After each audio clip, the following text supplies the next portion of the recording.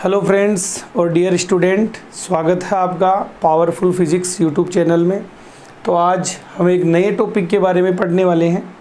तो सबसे पहले थोड़ा सा पॉइंट कि यहाँ विद्युत चुंबकीय प्रेरण और प्रत्यावर्ती धारा, ठीक है, इलेक्ट्रोमैग्नेटिक इंडक्शन और अल्टरनेटिंग करंट दोनों मिक्स रूप में आपको 7 नंबर के दिए जा रहे हैं। ठीक है, यानी बोर्ड की एग्ज़ाम में चाहे वो एनसीईआरटी हो या आरबीएसई बोर्ड हो, आपको लगभग 7 नंबर तक के क्वेश्चन इनमें पूछे जाने हैं। ठीक है, इनमें 3 से 4 नंबर का एक बड़ा क्वेश्चन हो सकता है जो डेरिवेशन के रूप में मिलता है, 2 नंबर का एक आंकिक भी हो सकता है या कोई दूसरा क्वेश्चन, और 1 नंबर का आंकिक या कोई बोधात्मक क्वेश्चन जो कॉन्सेप्ट पर आधारित हो, ऐसा कोई प्रश्न आपको पूछा जा सकता है। ठीक है, तो पिछले वीडियो में हमने ये पढ़ लिया था कि धारा और वोल्टता की कलाओं के बीच में जो रिलेशन है वो क्या होता है जब परिपथ में केवल प्रतिरोध, रेजिस्टेंस, प्रेरकत्व, ठीक है, और कैपेसिटर, संधारित्र जुड़ा हुआ हो। तो आपने वहाँ ये पढ़ लिया था कि प्रतिरोध की स्थिति में धारा और वोल्टता दोनों समान कला में हैं। प्रेरकत्व की स्थिति में धारा पीछे 90 डिग्री बोल दो या वोल्टता आगे बोल दो। संधारित्र की स्थिति में धारा आगे, वोल्टता 90 डिग्री पीछे, ठीक है, या फिर आप धारा की तुलना में वोल्टता को 90 डिग्री आगे बोल सकते हैं। अब हम एक इम्पोर्टेंट पॉइंट पढ़ने वाले हैं कि प्रारंभिक कंडीशन देखें, जब हम बल्ब का प्रयोग करते थे तो बल्ब में केवल और केवल टंगस्टन का तंतु लगा होता है। ठीक है, उस समय बल्ब की शक्ति 100 वाट या 200 वाट का भी बल्ब हम लगाते थे, तो विद्युत का खर्च भी ज़्यादा आता था। अब आजकल चल गई CFL, ठीक है, तो CFL में ऐसा आपने क्या किया, क्योंकि आपको पता है भाई आजकल CFL का कोई भी पूरा सर्किट हो, ख़राब होने पर आप खोल कर देख सकते हो, उसमें आपको प्रेरण कुंडलियाँ है, संधारित्र सब लगे हुए मिलेंगे। तो ऐसा इन्होंने क्या कर दिया कि वहाँ जो शक्ति 100-200 वाट हुआ करती थी वो सीधी 15 वाट पर आ गई। तो उसके बारे में हम डिस्कस करने वाले हैं। तो अगर प्रतिरोध की स्थिति में आप देखो तो आपने वहाँ ये देखा है कि आरोपित वोल्टता का मान था E बराबर E dot sine omega t, और यहाँ आपने धारा का जो मान डेरिवेशन के द्वारा व्युत्पन्न किया था वो था E बराबर E dot sine omega T. ठीक है, प्रेरकत्व में आरोपित वोल्टता का मान था वही E dot sine omega t, और धारा आपने डेरिवेशन के द्वारा प्राप्त की है कि धारा यहाँ वोल्टता की कला से 90 डिग्री पीछे थी। ठीक है, π/2 कला। संधारित्र की स्थिति में आरोपित वोल्टता का मान वही है E dot sine omega T, लेकिन इस बार आपको धारा की जो कला है वो वोल्टता की कला से यहाँ 90 डिग्री आगे मिली थी। ठीक है, ये मान आपको याद रखने हैं। अब हम डिस्कस करने वाले हैं जो नया पॉइंट है औसत शक्ति के बारे में। औसत शक्ति, तीनों ही परिपथों की हम औसत शक्ति देखेंगे और यहाँ से क्वेश्चन भी पूछते हैं और इसका थोड़ा सा कॉन्सेप्ट आपके आगे भी काम में आएगा। ठीक है, तो औसत शक्ति में जो फॉर्मूला है कि पावर, शक्ति का मान किसके इक्वल होता है, वोल्टता इंटू धारा। ठीक है, अब यहाँ वोल्टता का मान आपके सामने लिखा हुआ है, तो हम यहाँ वोल्टता का जो मान है वो रखेंगे E dot sine omega T. ठीक है, धारा का मान भी आपके सामने है, यहाँ हम रखेंगे I dot sine omega T. तो फाइनली ये मान यहाँ बन जाएगा P bar E dot I dot sine square omega T. अब आपको देखना ये है कि अगर आप शक्ति का औसत मान लेते हो तो आपको साइन स्क्वायर ओमेगा टी का भी एक पूरे चक्कर के लिए औसत मान लेना होगा। ठीक है, अब यहाँ इम्पोर्टेंट पॉइंट ये है कि आपने जब धारा का वर्ग माध्य मूल मान ज्ञात किया था, हमने पिछले वीडियो में पूरा दिखाया है, वहाँ साइन स्क्वायर ओमेगा टी का एक पूरे चक्र में औसत मान ज्ञात किया था 1/2। तो आपको ये याद रखना है कि साइन स्क्वायर ओमेगा टी का एक पूरे चक्र के लिए जब हम एवरेज मान निकालते हैं वो मान आता है 1/2। इसका पूरा बड़ा डेरिवेशन हमने वहाँ किया था।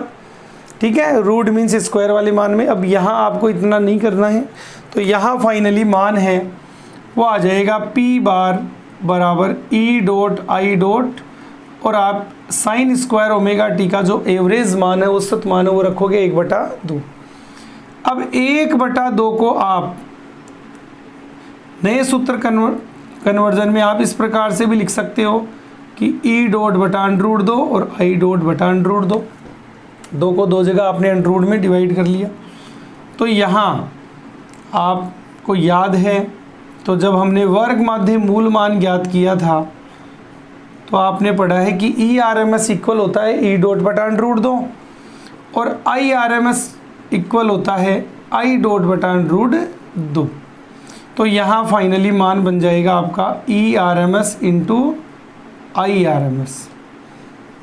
तो इसमें आपके सामने है कि अगर परिपथ में प्रतिरोध जुड़ा होगा तो उस परिपथ की कोई ना कोई शक्ति बनेगी, ठीक है।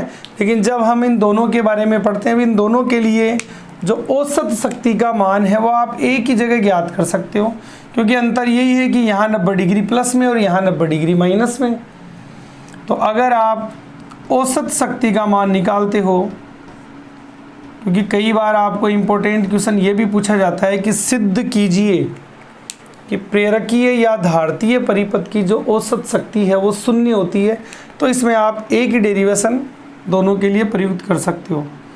तो फॉर्मूला वही है कि औसत शक्ति निकालने के लिए आपको सूत्र लगाना है वोल्टता इंटू धारा।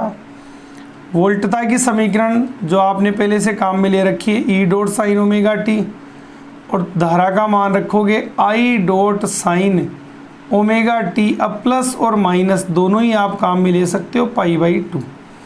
अगर आपको प्रेरकत्व के लिए पूछा जाए तो माइनस काम में ले लो, संधारित्र के लिए पूछा जाए तो प्लस में, ठीक है। अब बार बार आपको π/2 ना लिखना पड़े तो आप इस कोण के मान को फाई से डिनोट कर सकते हो, ठीक है। तो इसकी जगह अब हम फाई रखेंगे। तो मान आगे इस प्रकार से आ गया E dot I dot sine omega t और sine omega t plus minus phi, ठीक है। अब आपने एक त्रिकोणमितीय फॉर्मूला पढ़ रखा है कि अगर साइन के साथ दो अलग अलग कोणों की कंडीशन लिखी हुई हो, चाहे वो प्लस के साथ हो और चाहे वो माइनस के साथ हो, सबसे पहले आप क्या करते हो, साइन के साथ प्रारंभिक कोणीय स्थिति लेते हो और कोस के साथ आप दूसरी कोणीय स्थिति लेते हो, ठीक है। बीच में जो भी चिन्ह लगा हुआ है, प्लस है तो प्लस, माइनस है तो माइनस, ठीक है। ये मान लगाते हुए अब की बार प्रारंभिक स्थिति आप लिखोगे कोस के साथ और दूसरी कोण की स्थिति लिखोगे आप साइन के साथ, ठीक है। ये आपका एक त्रिकोणमितीय सूत्र है। अब आपके सामने है कि साइन के साथ प्रारंभिक स्थिति ओमेगा टी लिखी हुई है और दूसरी स्थिति है फाई लिखी हुई है। तो आप इसी फॉर्मूले के अनुसार इसे आप खोलोगे तो P bar equal E dot I dot sine omega T, आगे आप लिखोगे साइन के साथ पहली कोणीय स्थिति ओमेगा टी तो कोस के साथ फाई, ठीक है। जो भी चिन्ह है प्लस है तो प्लस, माइनस है तो माइनस। दूसरी स्थिति यानी कोस के साथ आप प्रारंभिक कोणीय स्थिति ओमेगा टी लोगे और साइन के साथ आप लिखोगे फाई, ठीक है। थोड़ा नीचे लिख दिए। अब साइन ओमेगा टी को जैसे ही आप कोष्टक के अंदर ले जाकर मान से गुणा करते हो तो यहाँ मान मिलेगा आपको P bar E dot I dot, ठीक है। थोड़ा बड़ा कर लेते हैं, P bar equal E dot I dot. जैसे ही आप अंदर ले जाओगे तो ये साइन ओमेगा टी अंदर वाले मान से यानी साइन ओमेगा टी से गुणा होगा तो साइन स्क्वायर ओमेगा टी, आगे लिखा हुआ है कोस फाई, प्लस है तो प्लस, माइनस है तो माइनस। फिर साइन ओमेगा टी आगे वाले मान से गुणा होगा तो आप यहाँ लिखोगे साइन ओमेगा टी कोस ओमेगा टी और साइन फाई, ठीक है। दो मान ऑलरेडी लिखे हुए, आपने ये गुणा कर दिया। अब अभी आपको बताया गया है कि साइन स्क्वायर ओमेगा टी का जो एक पूरे चक्कर के लिए औसत मान है वो होता है 1/2। तो आप यहाँ वापस एक त्रिकोणमितीय फॉर्मूला लगाओगे कि आपने पढ़ रखा है कि साइन 2 ओमेगा टी का जो मान है वो 2 साइन ओमेगा टी कोस ओमेगा टी होता है। तो यहाँ साइन ओमेगा टी कोस ओमेगा टी लिखा हुआ है तो आप साइन 2 ओमेगा टी बटा 2 ये मान इक्वल कर सकते हो साइन ओमेगा टी कोस ओमेगा टी के। ठीक है, तो साइन ओमेगा टी कोस ओमेगा टी लिखा हुआ है, इसकी जगह आप लिखोगे साइन 2 ओमेगा टी बटा 2। तो P bar equal E dot I dot sine square omega T average मान कोस फाई प्लस माइनस दोनों चिन्ह आप काम में ले लो और यहाँ लिखोगे साइन 2 ओमेगा टी बटा 2 और साइन फाई। ठीक है, अब आपने जैसे पहले पॉइंट याद किया है कि साइन स्क्वायर ओमेगा टी का एक पूरे चक्कर के लिए औसत मान होता है हमेशा 1/2। तो उसी प्रकार से जैसे आप P bar equal E dot I dot sine square omega T की जगह लिखोगे 1/2 कोस फाई और एक पूरे चक्कर के लिए जब इसका मान लिखोगे तो मान आएगा साइन 2 ओमेगा की जगह लिखोगे आप 2 पाई बटा टी।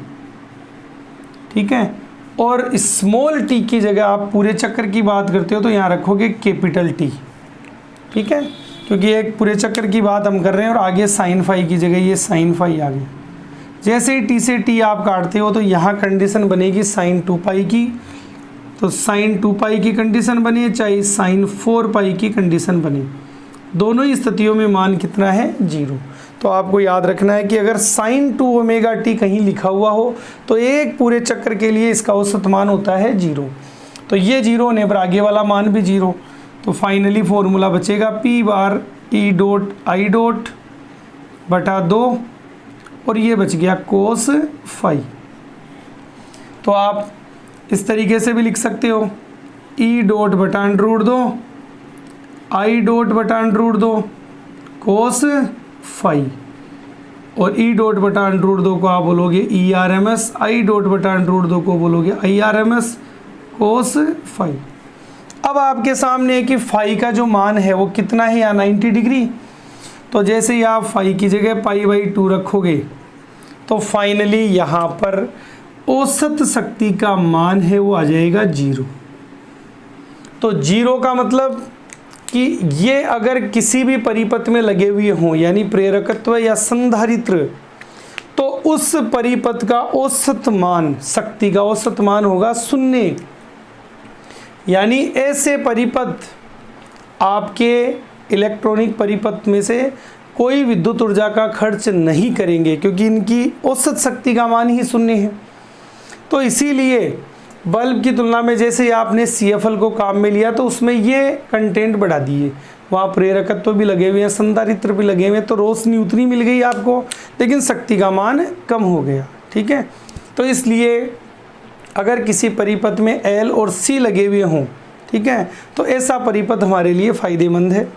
ठीक है, तो यहाँ से हम एक पॉइंट बना लेते हैं कि अगर आपने जो फाइनली फॉर्मूला प्राप्त किया है P bar equal E R M S I R M S cos phi, तो यहाँ पर ये जो कोस फाई का मान है इस मान को हम एक नाम देते हैं, इसे हम बोलेंगे शक्ति गुणांक।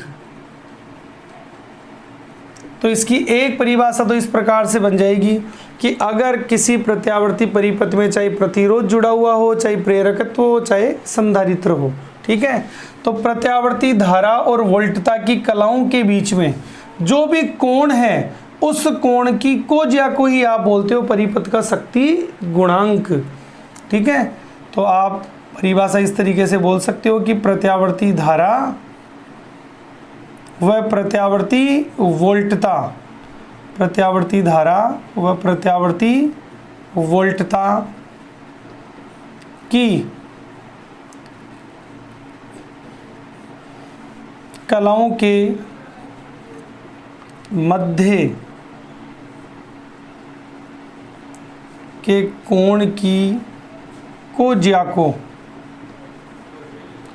को परिपथ का शक्ति गुणांक कहते हैं।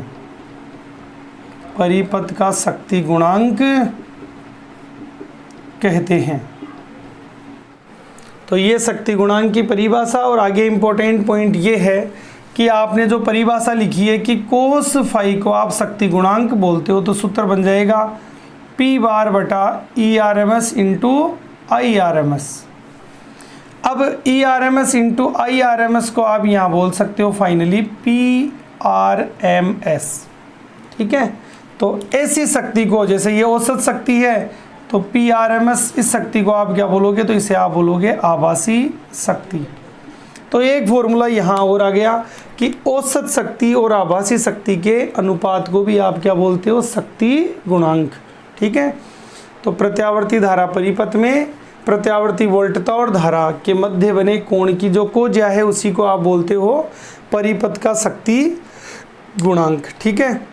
अब यहाँ आपके सामने है कि कोस फाई को आप शक्ति गुणांक बोलते हो और आर की कंडीशन में आपने ये पढ़ लिया कि धारा और वोल्टता दोनों तो समान कला में है, तो यहाँ फाई का मान आएगा 0 और कोस 0 डिग्री का मान आएगा 1। तो कई बार आपको ये क्वेश्चन पूछते हैं कि अगर किसी प्रत्यावर्ती परिपथ में केवल प्रतिरोध हो तो शक्ति गुणांक का मान कितना होता है, तो ये इंपॉर्टेंट पॉइंट है कि उस समय शक्ति गुणांक का मान होता है 1। L और C वाली कंडीशन में आपने देख लिया, यहाँ धारा 90 डिग्री पीछे होती है, लेकिन कोस के साथ जैसे ही आप 90 डिग्री लिखोगे तो मान आएगा यहाँ 0। यहाँ आपने कहा है कि धारा आगे होती है 90 डिग्री, तो यहाँ भी कोस के साथ जैसे π/2 रखोगे मान आएगा 0। तो अगर किसी परिपथ में L जुड़ा हुआ हो तो भी शक्ति गुणांक 0 है, C जुड़ा हुआ हो तो भी शक्ति गुणांक 0 है। तो हमारे लिए हमेशा ऐसा परिपथ ही अच्छा होता है जिसमें शक्ति गुणांक का मान 0 हो, क्योंकि उसमें विद्युत का खर्च कम आएगा, ठीक है। और अगर किसी परिपथ में शक्ति गुणांक 1 होता है यानी केवल प्रतिरोध है, तो आपके सामने यहाँ शक्ति का मान 0 नहीं है, यानी यहाँ विद्युत का खर्च ज़्यादा आएगा, ठीक है। अब आगे अगले वीडियो में हम पढ़ने वाले हैं R के साथ अब हम C जोड़ेंगे, यानी ऐसा परिपथ बनाएंगे जिसमें R और C दोनों लगे हुए हों। फिर R के साथ हम C को जोड़ेंगे, L को जोड़ेंगे, तो एक परिपथ RL आ जाएगा, एक परिपथ RC आ जाएगा और एक परिपथ आ जाएगा LCR, ठीक है। एकदम सिंपल डेरिवेशन हम बनाने वाले हैं और तीनों ही डेरिवेशनों को एक ही साथ करेंगे, ठीक है। तुलनात्मक, जिससे आपको एक्स्ट्रा भी याद ना करना पड़े और एक साथ ये याद हो जाए, ठीक है। तो आगे का वीडियो आप ज़रूर देखें और इस वीडियो को भी आप लास्ट तक पूरा देखो।